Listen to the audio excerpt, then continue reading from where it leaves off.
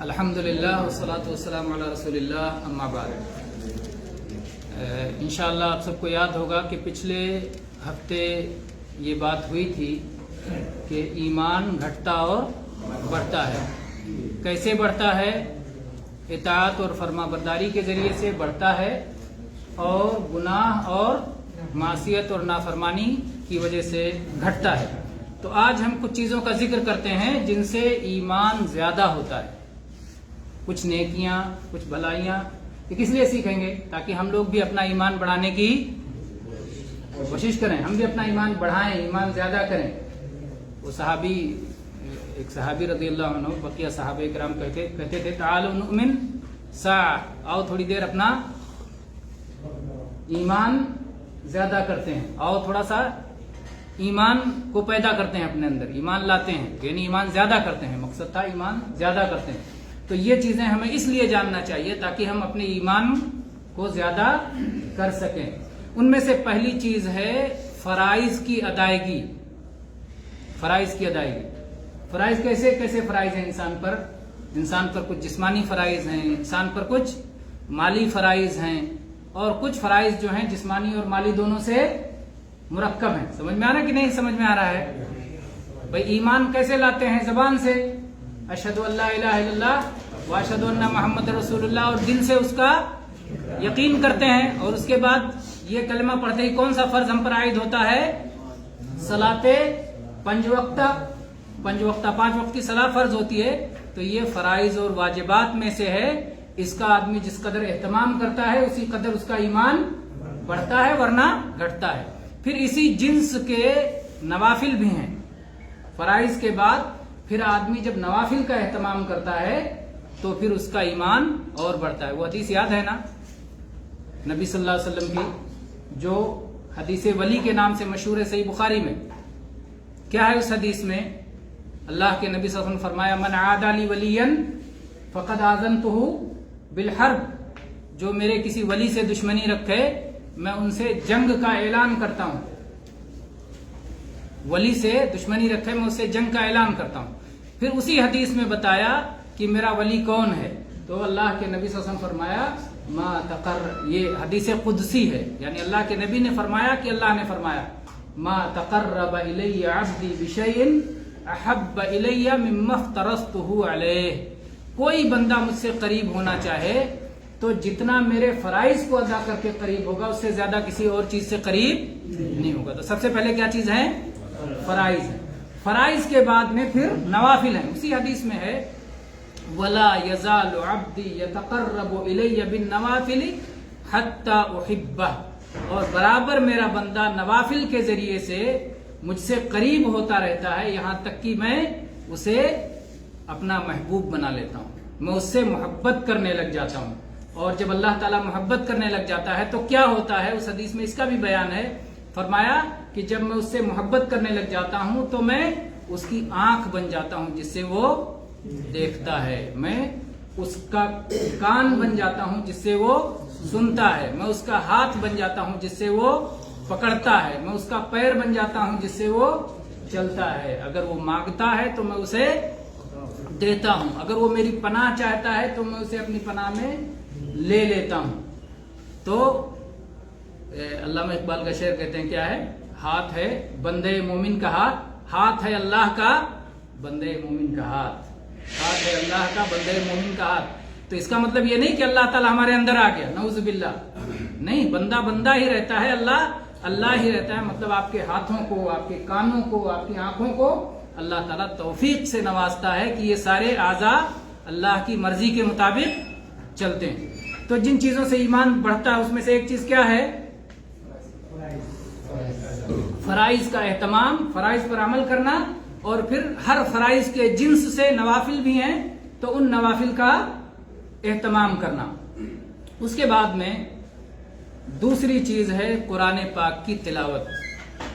قرآن پاک کی تلاوت خشوع سے ہو، خضوع سے ہو، محبت سے ہو، عمل کرنے کے جذبے سے ہو، سمجھنے کے لیے ہو، غور و فکر کے ساتھ ہو، تو اس کے ذریعے سے بھی آدمی کا ایمان بڑھتا ہے۔ کیونکہ قرآن پاک میں اللہ تعالیٰ نے کیا فرمایا؟ وَإِذَا تُلِيَتْ عَلَيْهِمْ آيَاتُهُ زَادَتْهُمْ ایمانا۔ تو ایمان کا صاف واضح سبب بتایا گیا کہ تلاوت سے ایمان میں زیادتی ہوتی ہے. لیکن تلاوت کون سی تلاوت جو سمجھ کر ہو, جو یہ جان کر ہو کہ میں اللہ کا کلام پڑھ رہا ہوں, ان کا کلام نہیں پڑھ رہا ہوں, قرآن پڑھ رہا ہوں. اس کا معنی کیا ہے؟ جس قدر آپ اس کو زیادہ سمجھیں گے اس قدر زیادہ ایمان بڑھے گا. لیکن جو سمجھے بغیر پڑھے گا اس کا بھی ایمان بڑھے گا, کم بڑھے گا. بلا سمجھے آپ نے پڑھا قرآن تو قرآن پڑھنے سے ایمان بڑھتا ہے. سمجھ کے پڑھیں گے تو اور زیادہ بڑھے گا. عمل کرنے کے لیے پڑھیں گے تو اور زیادہ بڑھے گا. عمل بھی کریں گے تو اور زیادہ بڑھے گا. اور بلا سمجھے پڑھیں گے تو بھی بڑھے گا ایمان, تو بھی ایمان بڑھے گا. جیسے آدمی پڑھتا ہے الف لام میم, الف لام میم کو کوئی سمجھتا ہے؟ کوئی نہیں سمجھتا ہے. اللہ اعلم بمرادہ بذلک, اللہ کو معلوم ہے اس کا کیا مقصد ہے. یہ حرف مقطعات, حروف مقطعات کا معنی کوئی نہیں جانتا, لیکن اس کے پڑھنے پر ثواب ملتا ہے, اور ثواب ملتا ہے تو مطلب ایمان بڑھا. تو یہ ہو گئی دوسری چیز. پہلی چیز کیا تھی؟ فرائض کا اہتمام اور نوافل کا اہتمام. دوسری چیز کیا ہوئی؟ تلاوت قرآن.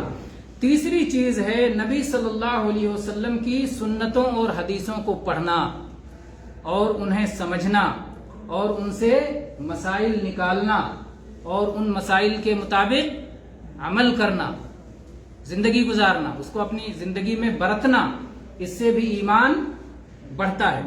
چوتھی چیز ہے علم شرعی طلب کرنا. علم شرعی, ابھی آپ لوگ کیا کر رہے ہیں؟ جس عمل میں ہو, کون سا عمل ہے؟ علم شرعی کا طلب ہے. علم شرعی آپ حاصل کریں, شریعت کا علم. دنیا میں علم بہت سارے ہیں. کوئی جو ہے اس وقت مارکیٹ کا علم حاصل کر رہا ہوگا, جا کے کسی سے پوچھ رہا ہوگا بھائی پیسہ کمانے کے لیے ادھر کیسے کیسے کیا کر سکتے ہیں, یہ مارکیٹ کا علم ہے. کوئی آدمی جو ہے بیماری کا علم حاصل کر رہا ہوگا کہ فلاں فلاں تکلیف ہے, اس کا علاج کیا ہو سکتا ہے. کوئی آدمی کوئی ہنر سیکھ رہا ہوگا جا کر کے کہ فلاں کام کیسے کرنا ہے, فلاں کام کیسے کرنا ہے. تو قسم قسم کے علوم ہیں دنیا میں. لیکن جو علم شرعی سیکھتا ہے, اللہ کا حکم جاننا چاہتا ہے, رسول اللہ صلی اللہ علیہ وسلم کا حکم جاننا چاہتا ہے, تو اس سے ایمان بڑھتا ہے. اور علم شرعی میں خاص طور پہ کون سا علم؟ علم توحید, علم عقیدہ, جس میں اللہ کی معرفت جس کے ذریعے سے ہوتی ہے, اللہ کی پہچان ہوتی ہے, اللہ کے فرائض اور اللہ کے حقوق معلوم ہوتے ہیں.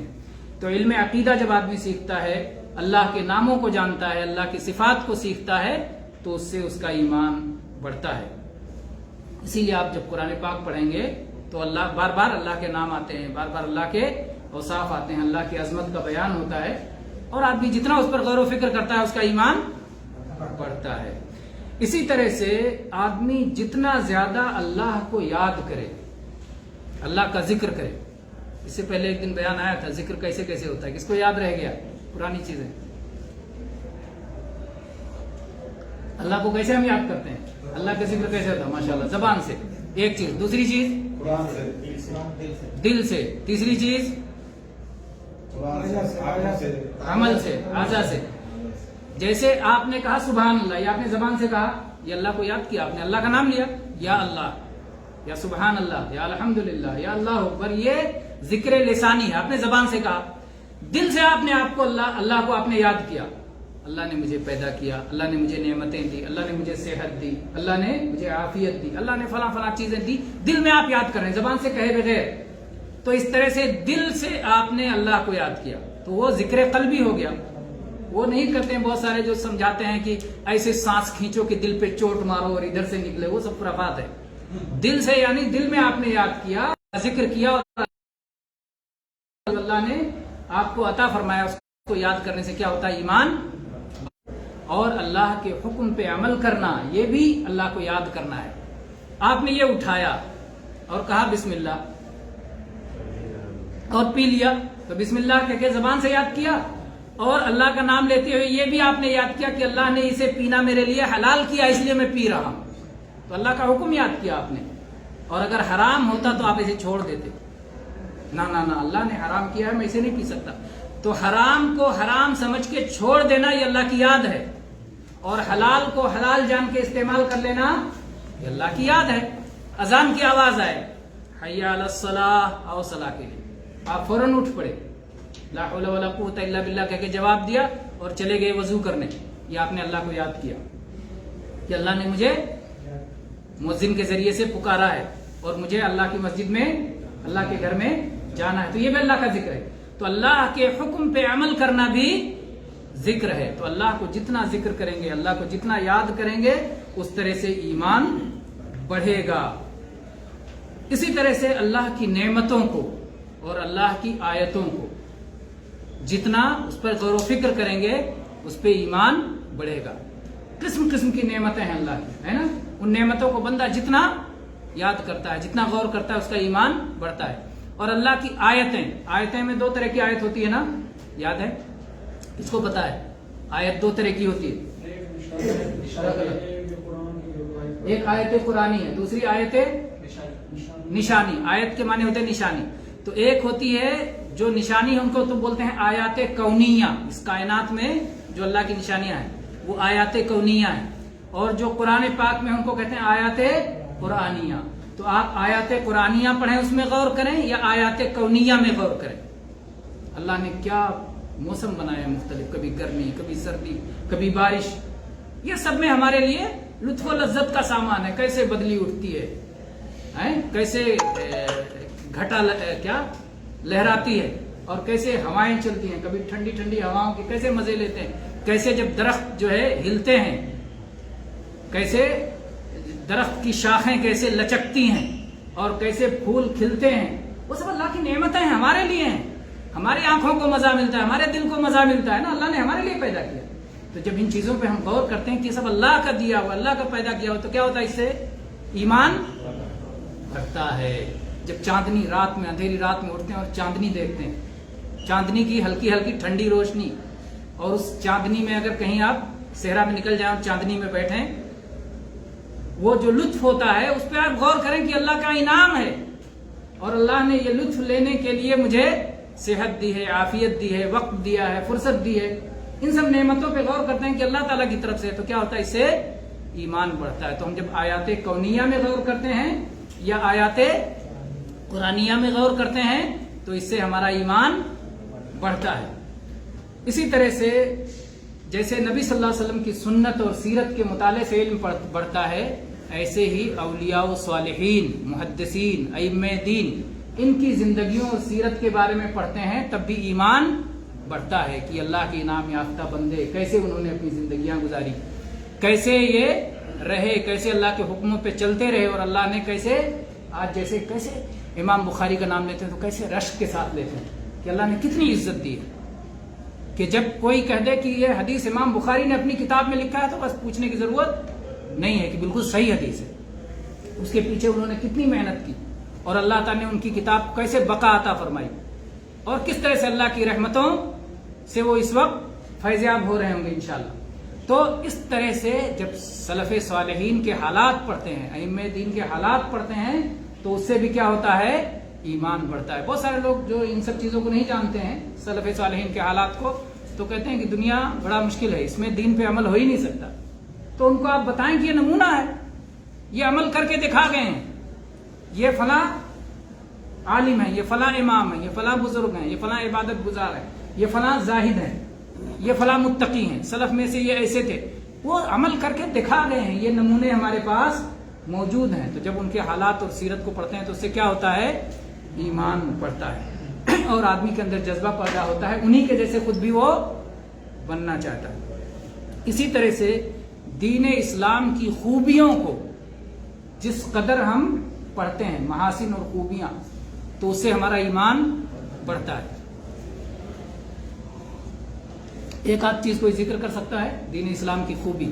میں چاہتا ہوں کہ آپ لوگ اس میں حصہ لیں، اور میں اس کو ختم کر دیں۔ چلیے حصہ لیتے ہیں سارے لوگ۔